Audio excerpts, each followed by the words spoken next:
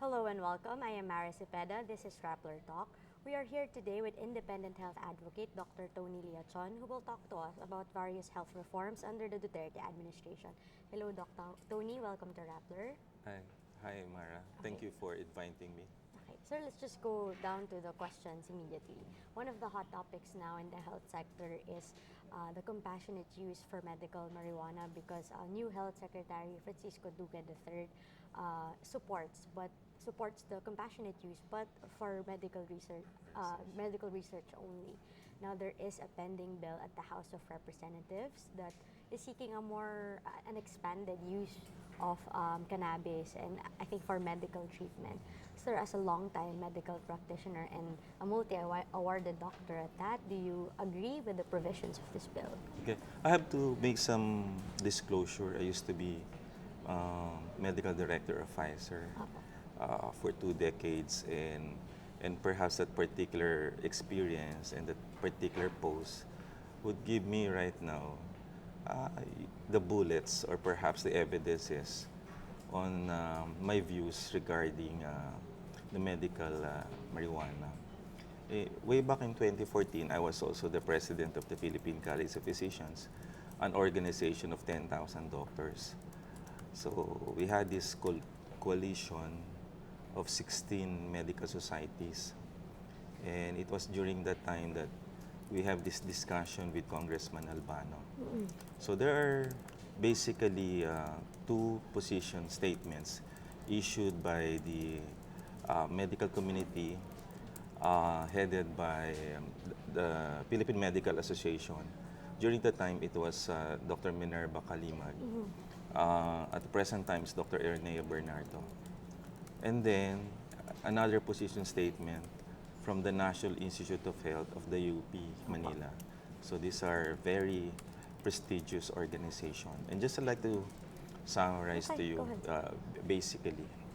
So let's talk first about safety. So when you actually launch a product in the market, you have several phases, phase 1, 2, 3, 4. And the phase 1 is usually done in animals for limited numbers, usually to determine yung safety, kung ligtas yung medication. Okay. And then, papakitaan mo rin kung meron kang proof of efficacy, right? And then after that, the phase 3, you have to expand this to 3,000 patients to prove that the drug is efficacious and safe.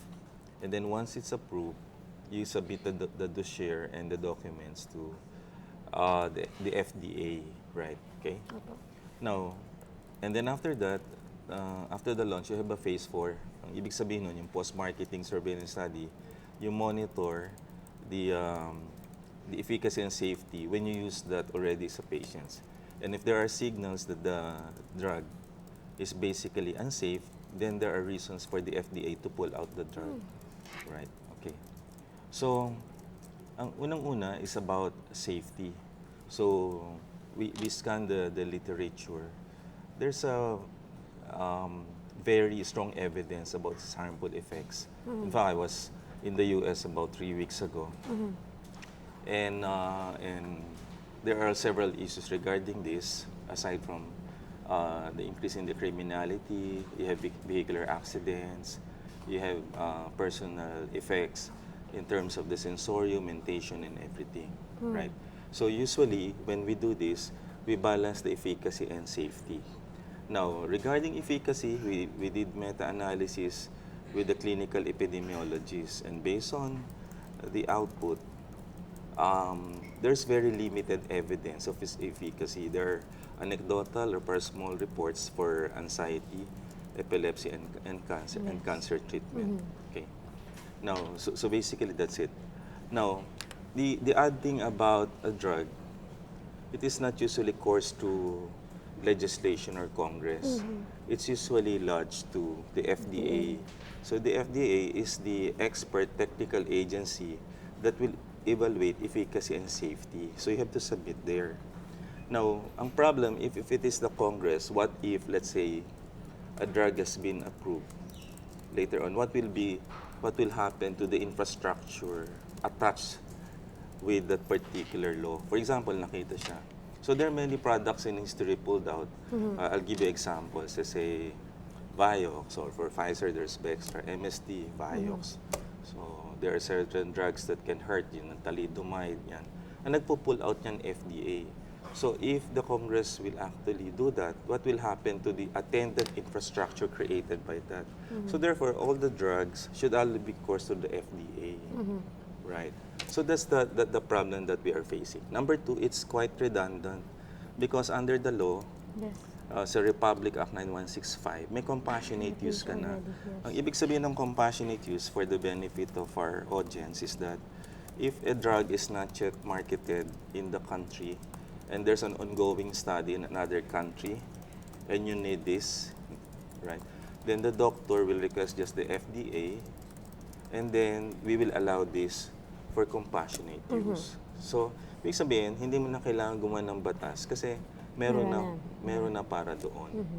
So, these are the things na kung bakit hindi natin approve. So a drug is usually approved kung ang risk-benefit ratio favorable. Okay. So, lumalabas based on the analysis of the doctors and the medical community. Though we empathize with the people reading and of course experiencing na merong relief with medical marijuana, and of course, I respect Congressman Albano because of his passion and commitment to push this. But as a doctor, I have no vested interest on this. I'm doing this as a clinician and discussing this just like a white paper based on the signs and symptoms, differential diagnosis and treatment, and the recommendation, not only me, but the entire medical community, except for a handful of doctors, is an overwhelming no at this point in time. Okay. Because of the, number one, I'd like to summarize, the strong evidence of harmful effects to the public. That's number one. Then it would be not aligned with the drug war program of President Duterte because it's a gateway, of course, to Shabu. And of course, marijuana is second to Shabu as an abuse drug. Okay. Then the other one is the limited evidence of efficacy. And the third one, they say, meron naman S3. So let me explain about the prescription. So this is an ordinary prescription. And then when you have an S2, you will have the license number S2 from the Dangerous Drug Board. Okay. Now, the strictest is the S3, which is a yellow form, which can be issued only by anesthesiologists. Right. Way back in 2004, I was medical director of Pfizer. There was one drug, we call it Cytotec or misoprostol. Now, it's a drug for treatment of ulcers secondary to arthritis, right? But it has another effect. Its other effect is cervical dilatation. So, ibig sabihin, ginagamit siya para ma-dilate yung cervix, para mabadaling umanak yung baby. But it was abused and it was used as an abortifacient. Now, in 2004, I recommended to the country manager, because in the States, ginagamit siya for cervical, to withdraw that sa market, right? But I must tell you, even sa Quiapo right now, you can actually get this from the black market and it is used as an abortifacient. So what now if you allow this drug to be licensed? Who would tell you kung nagsasabi ng totoo yung pasyente na for its use, let's say later on, the indications ng FDA ay allow, let's say for cancer pain, anxiety, or epilepsy. Right? So you might open the floodgates to a potential abuse of this particular drug. Now, you mentioned earlier the particular risks and the use of medical cannabis or medical marijuana. Now, what are the significant risks if ever we end up passing this bill and using medical marijuana on patients? And maybe you can explain to us how these risks outweigh the deemed benefits of medical marijuana. My deepest concern is not basically on the personal level because it might be controlled if you are actually seeing an expert doctor, let's say internist, psychiatrist, or pain specialist. The problem for potential for public safety. Because right now, we have a very weak regulatory environment. In the US or in Singapore and Japan, very stringent yung regulatory agency ng FDAs nila.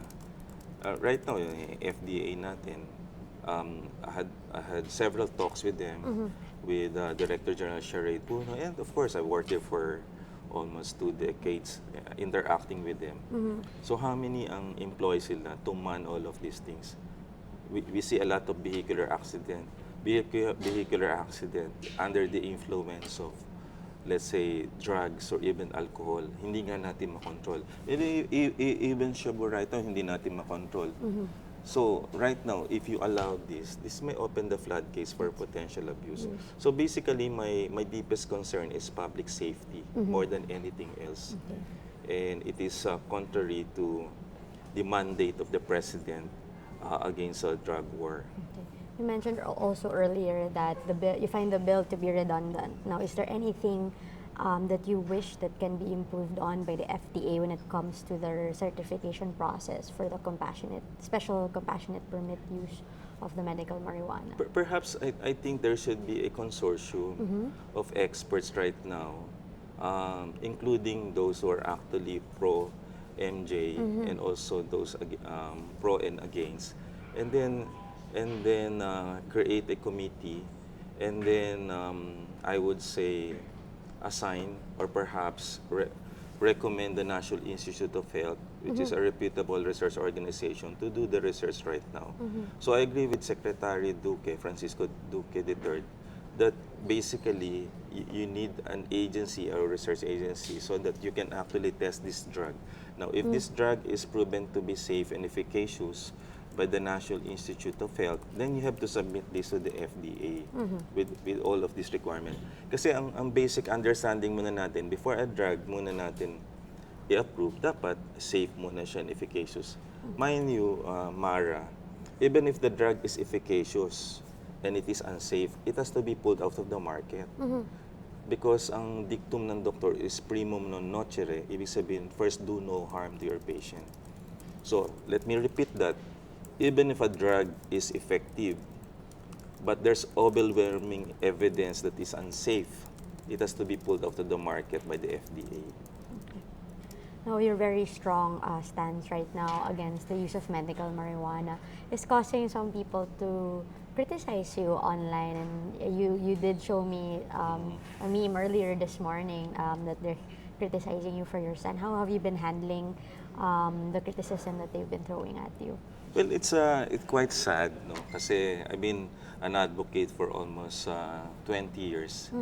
And you cannot please everyone, eh. People will always assault you personally on another level rather than attack you on the medical point of view.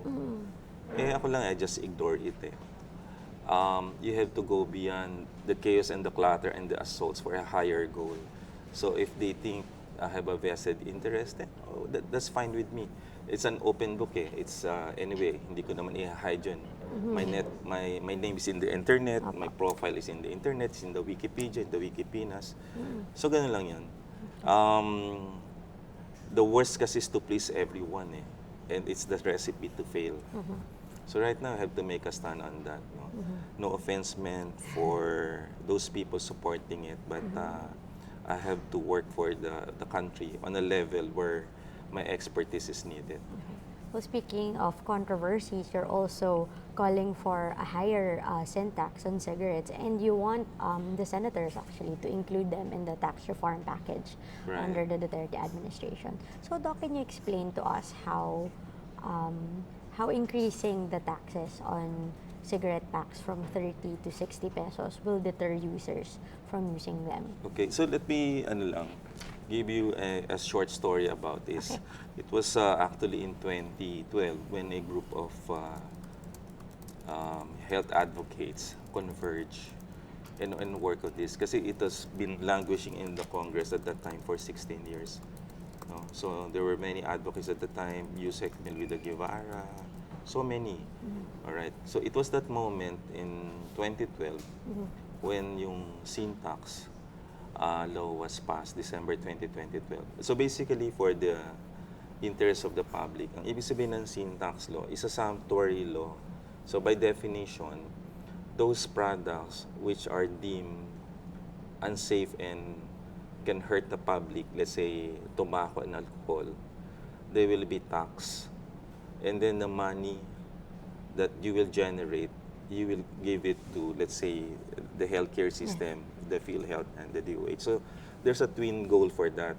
One, if you raise the taxes right now, you can actually curb or prevent tobacco-related illnesses. And top four, basically stroke, heart attack, cancer, and chronic obstructive lung disease. The impact to the economy is almost 200 billion, right? So you will reduce the diseases and then generate money for healthcare. And since its approval by then President Aquino after passing the Senate and the Congress, bumaba ang smoking incidence By how much, sir? from 32% in 2012. So for almost a decade, 32% Okay. ang incidence, no, or 17 million. So bumaba siya to 25% and then naging 23%, right? Okay? And then na-triple yung budget ng Department of Health. Yes. It's the highest in years now. Of course, I heard about the interview with Secretary Duque. So parang he's in a better place right now that There's more resources. resources right now no, na pwede natin gawin. No? Pero ang issue right now ng health advocates and sin tax coalition, may diminishing returns to siya eventually. Kasi sa 2017, you have right now a review of the sin tax.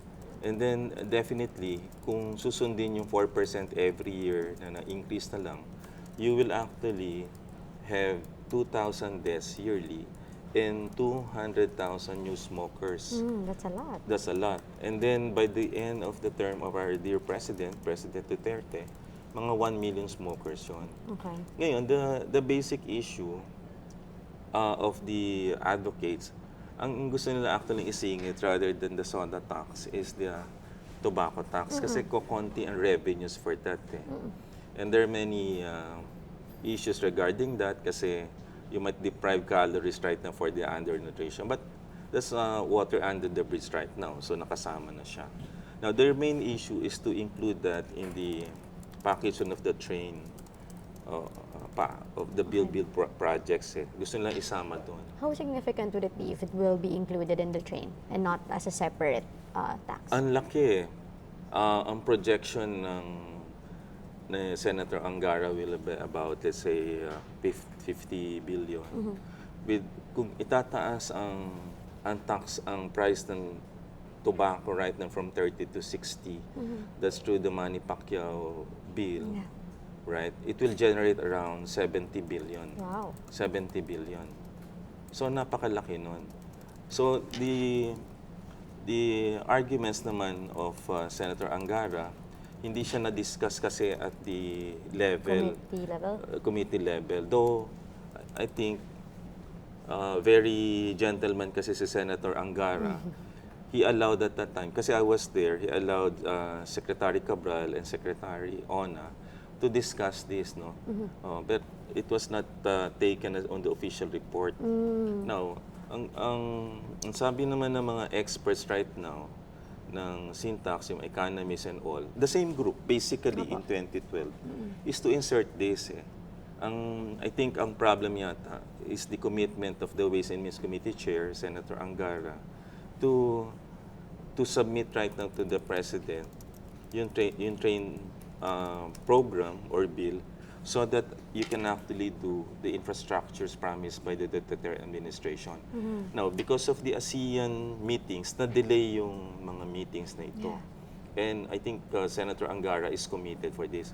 Pero lately, si Senator Risa Hontiveros, Manny Pacquiao, and I think yesterday, Senator J.V. Ejercito would like to open up amendments to the train. So, ibig sabihin, ang point doon, hindi naman pala ganun ka-rigid, it's closed right now. Right? Are you hopeful for the chances of the syntax to be included? Si Senator Angara is a statesman. And I think with the prodding of the different senators right now, he might change his mind. Kasi ang hirap naman gumawa ng bill kung makikita mo na hindi naman maximize yun to, I mean, to the level that you want it. And if you want really great infrastructures for the country, then you need to have a lot of money. Pangalawa, if you have a higher right now money, then the pending universal healthcare bill will be funded accordingly, di ba? Mas kailangan natin ngayon ng malaking pera for the universal healthcare. So, ang problem naman, kaya gustong isingit na ng syntax advocates is that for next year, they have seen the horizon in terms of the workload of the Senate and the Congress. Why? There's an pending impeachment right now for CJ Sereno. You have the federalism thing, di ba? So, ang daming workload right now. And you have yung mga EJKs pa. And sometimes may mga sudden issues, controversial issues that may derail, of course, the program of the administration. So, baka hindi na maisingit itong tobacco taxes. So if you're thinking about tax reform right now, this is high time right now to discuss it. I think there's a sense of urgency to include this. I mean, they can magkaroon naman ng overtime. I don't think it's something na laking bagay for Senator Angara to consider. I think as a statesman, a Toym awardee at that, Harvard educated, I think he would listen. Naka-work ko siya for several times. Are you in talks with him right now? Directly? Yeah. And I'm hopeful naman na pakikinggan niya. This Siguro lang, continuous, open lang yung communication channels. And I think with cooler heads in right now, working on it, I think pwede pa. Ako, I'll always believe in silver lining. And staying positive is key to success right now.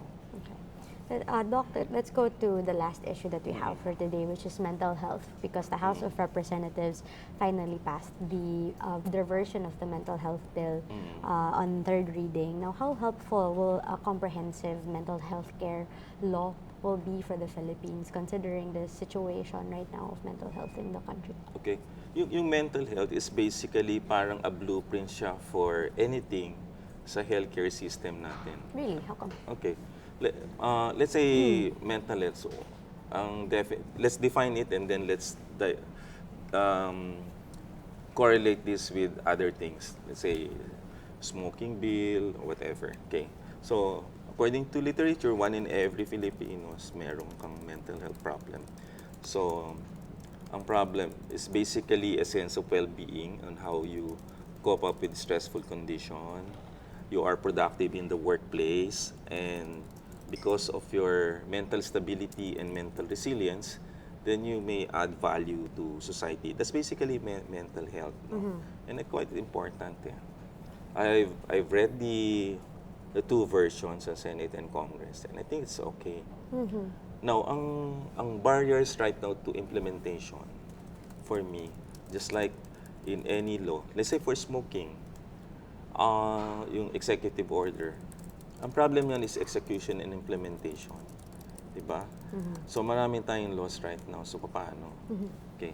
So, let me talk about, so I'm positive, I'm supportive of that, but let's be realistic on the execution and implementation. Okay. Right? Just like the smoking and a lot of things, right? One, you have limited human resources. We are the #1 exporter of nurses. And the second, globally in exporting doctors to the world, next to India. So basically, since malaki ang India, almost 1 billion, tayo 100 million, by default, I think, tayo yung #1. So human resources ang problem. Just like healthcare in general, 50% of the doctors are practicing in Manila. The farther you are from Manila, the lesser the number of doctors as well. So therefore, pati infrastructure kulang din. And how many psychiatrists do you have in the country? Maswerte if you have 1,000. And 70% will be practicing. No? At Manila doctors where I practiced, there are only 2 psychiatrists right now. Alright, so that's one concern natin. Lack of Okay. manpower. Human resources, right? Then number two, the education right now for mental health is quite poor, underdiagnosed siya because there's a stigma eh. Who would open up na aside from mental instability, kunyari bipolar ka or schizophrenic, di ba? It's a stigma, no? And then number three, disability benefits. I think 25% globally ang sagot niyan. Kasi once na sinabing meron kang psychological problems or psychiatric problem, hindi ka naman ko-cover. Now, number four, napakamahal ng medication for these illnesses. Napakamahal. And restricted at that, hindi pwedeng ordinary prescription. Ang prescription yan, mangangailangan ka pa ng S2. So therefore, sino lang ang may mga S2 prescription? Psychiatrists. So how many psychiatrists and neurologists? 2,000 lang yan. Out 70,000 doctors for 100 million Filipinos right now. So basically, what I'm driving up is basically leading, let's say, to universal healthcare. The only way we can solve the problem right now to address mental health. So ibig sabihin, kailangan mag-step up ang primary care physicians para tumingin din ng mental health patients eh. Right. So, ang ibig sabihin, kailangan magkaroon ng primary care that the other doctors, for example, specialists, should also see ordinary patients na may hypertension, diabetes, or mental health problem nationwide. Kasi I don't think we can depend right now on the specialists right now kasi konti sila. So, therefore, it should be a matrix style of organization. Department of Health should work, let's say, with the Department of Education to put into the curriculum, I think, in a bill on anything, whether it's non-communicable disease or mental health, work with the CHED, work with the DOLE for the workplace to establish mental resilience programs with the DILG. So it's a matrix organization. There are 3 reasons why we fail based on the book by Atul Gawande, a Pakistani doctor from Harvard. The first reason why we fail is ignorance. So therefore, a massive information campaign is important, not only in mental health, but also for other diseases, let's say lifestyle diseases. All right. The second reason why we fail is ineptitude. Knowledge exists, but we fail right now to carry it out. Kumbaga pasaway, ang tawag din ineptitude. And the last one, we fail, let's say, to establish a culture of a healthy environment. So, for example, you are a Filipino and then you'll go to Singapore. Suddenly, you are actually transformed into a different Filipino. Suddenly, hindi ka maninigarilyo, hindi ka dudura sa kalye, hindi ka magtatapon ng basura. Because the law itself or the environment, very rigid for that. Right?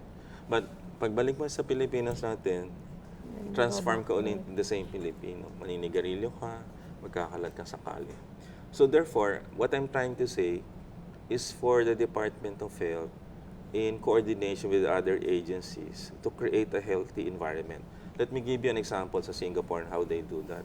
Minandate ni Lee Kuan Yew before that, for example, yung accident-free, so wala.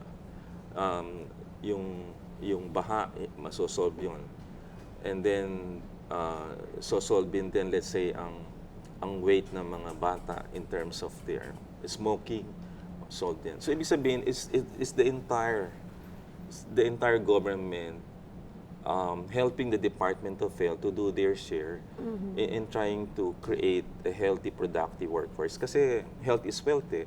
So, nation's health is nation's wealth eh. Therefore, basic thing dapat is a productive population. Ang definition kasi ng human capital is a healthy and educated population. So, ang nakikita ko right now, since overwhelming ang task ng Secretary Duque right now, it has to be a matrix organization coordinating with other agencies. Then eventually, this environment that we're saying right now will be a way of life. Right now kasi, everything is done through coercion eh. Right? Laws and everything. But eventually, it has to be a culture of change. Kung hindi, baliwala lang lahat siya. You mentioned about the culture of change, and I think especially here in the Philippines, mental health is one of the poorly understood diseases. And I guess what are the common misconceptions about mental health? And as a medical practitioner, how are you going to destroy these misconceptions about? But stigma them. siya eh. Once na you go to a psychiatrist, ang tingin nila may problema ka dito. Kaya nga most clinics sa umaga siya eh. And it's poorly understood din. Nakala nila ito ay sakit lang, let's say, ng mayaman. Pag Yeah. nadidepress ka. No? O kaya Hindi. gawa-gawa lang daw. Oh, it's actually a disease common sa young and poor. So I think ang basic answer ko dyan, na natutunan ko from my parents, is actually, yung family kasi, dapat you start with an education based on a family setup. For example, yung moral values mo, yung health and everything during the formative years eh. So that when you go to the school will teach you another one. But if your values right now, in terms of your mental resilience, your health and everything, so the family is important right now eh. So that yung treatment gap natin na hindi natin ma-provide, the family should be able to step up. And then the school, through the teachers and the doctors there, and then the workplace and the community. Kasi we cannot fully depend na with this law, everything will be solved, even if you put budget yan. Of course, alam natin mababa ang budget for mental health. But even if we have the budget for that and we don't have the human resources, then that's a problem. So everybody should step up to the plate, and it has to start with the family right now, particularly in the formative years. Okay. You mentioned one of the misconceptions is sakit ng mayaman, ang mental health. Now, where is this coming from? Is it a matter of Kasi mahal yung diagnosis? medication eh, and you need a psychiatrist eh. So if you're poor and middle class, paano ka makakapunta doon in the first place? When you have to find money pa lang for your food and everything, di ba? So itong nagiging problema eh. But I think having a lot of patients right now, if you have family support and counseling, some of these problems are solved even without medications at all eh. And I think it has to go down right now through education eh. Education is very important right now, and solidarity. Okay, down to my last few questions. You mentioned about education and solidarity. I think, as a doctor, how would you advise, regular Filipinos, let's say if a friend or a relative comes to them and admits that he or she has a mental problem, what's the best way for us to deal with that and to show the person na we're here, we can help you? Kasi I think sometimes yung response hindi nakakatulong or they misunderstand, mali yung response. Alam mo, I believe that Filipinos are very compassionate eh. I think we should be open and with a high degree of acceptance eh. Most of the problems drug addiction and mental health are basically hinged on the support of the family. And sometimes hindi nakikita to eh, no. I would not mention names, no, but there's the brother of a famous actress, imaginein mo yun. You have the means and everything, then hindi mo nalalaman yung signs and symptoms, then committed suicide, right? So therefore, it has to be in the family to accept it first, eh, Okay. right? So even lumabas siya, but if you are mentally resilient, you can actually overcome ito eh. And I think ngayon gusto kong emphasize health,